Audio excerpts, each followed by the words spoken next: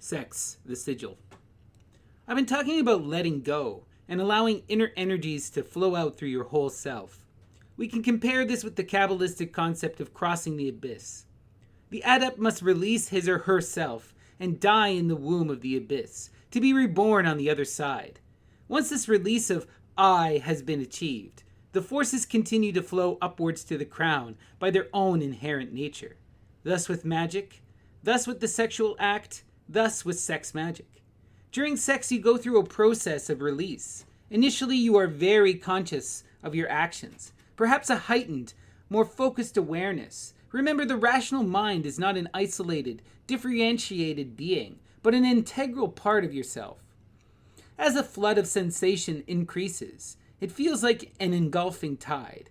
The eye circuit experiences thoughts and forms rising up around it from an unfamiliar source. Now, I may begin to feel threatened and begin to resist. Unexpected fears may arise. A desire to prolong the pleasure by holding back at this stage may be a self-deception formed from such fears. This doesn't matter because the flood of sensations drowns such thoughts and sweeps you forward in its tide. As excitement mounts, the point is reached when I can no longer control the process, and orgasm becomes inevitable. Then the sense of separate identity ceases and becomes irrelevant. It is at this time that inner energies start to flow and can be directed and focused upon release in orgasm.